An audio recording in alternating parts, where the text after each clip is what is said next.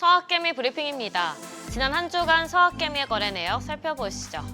먼저 5위는 비트마인 이머전 테크놀로지입니다. 서학개미가 최근 테슬라와 알파벳 등 빅테크 종목을 팔고 가상자산 관련주를 집중적으로 사들이고 있습니다.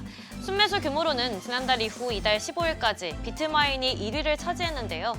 최근 미국 의회에서 스테이블코인 규제안인 지니어스법이 통과되면서 가상자산이 제도권 안으로 편입될 거란 기대감이 커진 결과로 풀이됩니다. 그러나 지난주 PPI의 충격으로 금리 인하 기대감이 일부 후퇴한 데다가 간밤 기술주 매도세로 비트코인이 급락하면서 비트마인을 포함한 가상자산 관련주가 약세를 보였는데요. 서학개미가 또 저가 매수에 나설지 지켜보셔야겠습니다. 다음으로 4위는 TSLL, 3위는 테슬라인데요. 앞서 말씀드린 것처럼 서학개미가 계속해서 테슬라 매도에 나서고 있습니다. 유럽에서 판매량 부진이 지속되는 가운데 캐나다까지 올해 상반기 판매량이 67%나 급감했는데요. 이런 상황에서 테슬라의 사이버 트럭도 출시 후 1년 반이 넘는 기간 동안 여전히 판매 부진의 늪에 빠져 있는 것으로 확인됐습니다. 2023년 11월 말 첫 인도 이후 현재까지 미국 내 판매량이 5만 2천여 대에 그쳤는데 본격 출시 전 예약 주문만 100만여 건이라고 밝혔던 것에 비하면 매우 적은 판매량이죠. 한편 미국과 중국에 이어 일본에서도 완전 자율주행 시스템을 시작했다고 밝혔는데요. 주가 회복에 도움이 될지 지켜보셔야겠습니다. 마지막으로 1위는 S&P 500 지수의 수익률을 따르는 스파이입니다.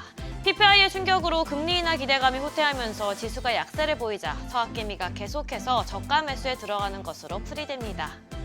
그럼 뉴욕 증시에서 주목하는 종목 리포트 살펴보겠습니다. 먼저 간밤 주가가 4% 가까이 빠진 엔비디아입니다. 모건 스탠리는 다음 주 엔비디아 실적 발표를 앞두고 강력한 수요와 공급 개선을 바탕으로 엔비디아의 전망을 낙관했습니다. 소수의 대기업뿐만 아니라 작은 규모의 고객층에서도 강력한 수요가 확인되고 있다고 언급했는데요. 또한 맞춤형 반도체 ASIC과의 경쟁이 있긴 하지만 엔비디아가 점유율을 잘 방어해서 현재 85% 수준의 점유율이 내년까지도 이어질 것으로 예상했습니다. 이에 목표 주가 또한 기존 $200에서 $206로 상향 조정했습니다. 다음으로 인텔에 대해 번스타인은 미국 정부가 인텔의 지분을 매입한다고 해도 회사의 근본적인 문제가 해결되지는 않을 거라고 경고했습니다. 인텔에 필요한 것은 돈이 아니라 비전이며 정부가 이를 어떻게 도울 수 있을지는 불투명하다고 언급했는데요. 특히 현재 인텔이 추진 중인 4년 내 5개의 첨단 제조 공정 구축에 대한 로드맵이 여전히 순조롭게 진행되지 않고 있다고 지적했습니다. 궁극적으로 인텔이 새롭게 구축하는 생산 능력을 뒷받침해줄 고객사들의 확약이 필요하다고 강조했는데요. 오히려 고객 기반이 마련되기 전에 오하이오 공장 완공을 강행한다면 경제성이 떨어질 수 있다고 분석했습니다.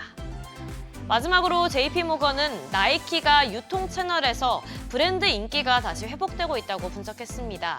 플라커의 핵심 진열대에 다시 나이키의 제품들이 자리를 차지하기 시작했다고 언급했는데요.